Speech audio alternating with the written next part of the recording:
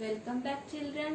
तो अभी तक हमने देखा कि भीमराव की कमीज, जिसमें भीमराव नाम का जो लड़का था उसकी कमीज तो फट गई थी और वह नई कमीज कैसे ले इस मुसीबत से इधर उधर घूम रहा था। तो रुई के पौधे ने उसे रुई दे दी।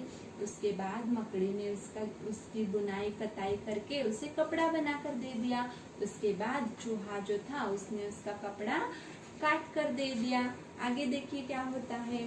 पास में बैठी एक बया इन दोनों की बातें सुनकर बोली, लाओ भीम भाई, तुम्हारी कमीज सिलने का काम मैं कर देती हूँ। तो तभी जब भीम आगे जा रहा था कपड़ा लेकर, जो फटा हुआ कपड़ा था जो चूहे ने उसे काट कर दिया था, वो लेकर वह आगे जा रहा था। तो उसे एक बया ने देखा। बया यानी कि यहाँ पे बर्ड, एक पंछी, उसका मीनिंग यहाँ पे एक पंछी लिया गया है। बया यानी कि एक पंछी, एक वन बर्ड। तो उस बया ने चूहे की और भीम की बातें सुन रखी थी। तो उसने कहा, लाओ भाई भीम, तुम्हारी कमीज सिलाने का काम मैं कर देती हूँ। तो भीम बहुत ही खुश हुआ और उसने बोला, अच्छी बात है। तो बया ने मकड़ी के जाल से धागा बनाया और अपनी चोंच से छेद बनाकर फटाफट कमीज सिलने लगी। तो बया ने क्या किया, मकड़ी ने जो धागा बनाकर दिया था उसमें छेद बनाए उस कपड़े में और फटाफट यानी कि जल्दी जल्दी उसकी कमीज सिली।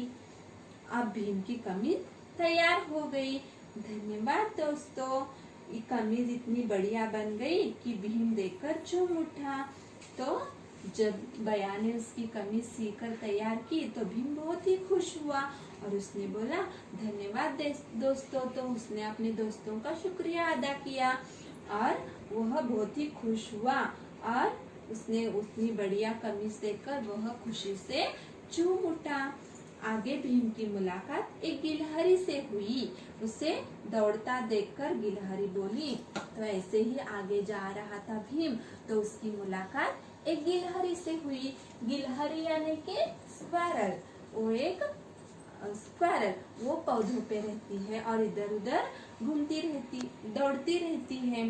आगे उसकी मुलाकात एक गिलहरी से हुई। तो गिलहरी ने बोला, अरे भीम, इतना भागते हुए दौड़ते दौड़ते तुम कहाँ जा रहे हो? अरे दोस्त, जरा रुक जाओ। तो गिलहरी ने उससे बोला, अरे दोस्त, थोड़ा रुक जाओ, इतना दौड़कर कहाँ जा रहे हो? नहीं नहीं, अभी नहीं, बाद में आऊंगा, मुझे अपनी माँ को बढ़िया सी कमीज दिखानी है। तो भीम ने खुशी से कहा कि नहीं नहीं, अभी नहीं, मुझे ये जो नई कमीज हमने बनाई है वो मेरी माँ को दिखानी है। तो गिलहरी बोली। भीम ने रुई से कमीज तक की पूरी कहानी गिलहरी को सुनाई। यह सुनकर गिलहरी बोली, तब तो भीम भाई, जरा रुक ही जाओ, मैं तुम्हारी कमीज पर अच्छा सा डिजाइन बना दूं। तो गिलहरी ने बोला। जब भीम ने उसे रुई के पौधे से लेकर जो बया तक जिसने कमीज बनाने के लिए उसे मदद की थी, उन सभी की कहानी गिलहरी को बता दी। तो गिलहरी ने बोला, तब तो अब तुम थोड़ा रुक जाओ, मैं इसमें अच्छा सा डिजाइन बना देती हूँ। तो भीम ने बोला, ठीक है। गिलहरी ने फूलों से तरह तरह के रंग लिए, अपनी पूंछ की कुंची बनाई और कमीज पर सुंदर डिजाइन बनाने लगी।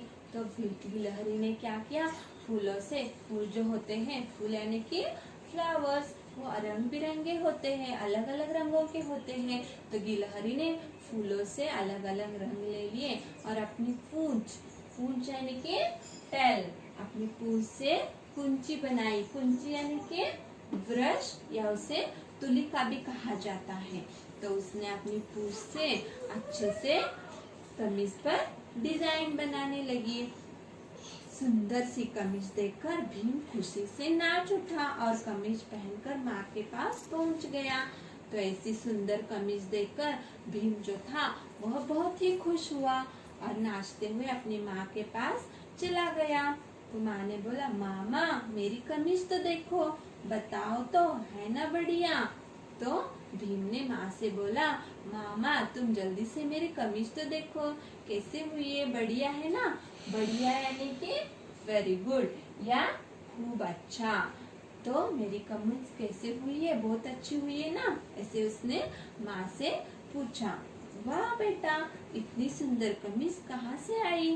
तो माँ ने बोला, वाह बेटा, इतनी सुंदर कमीज तुम कहाँ से लेकर आए। तो भीम ने बोला, माँ यह सुंदर कमीज तो रुई के पौधे, मकड़ी, चूहे, बया और गिलहरी ने मिलकर बनाई है। तो भीम ने माँ को सारी कहानी बताई कि यह कमीज बनाने के लिए उसे किस किसने कैसे कैसे मदद की, वो उसने सब माँ को बताया।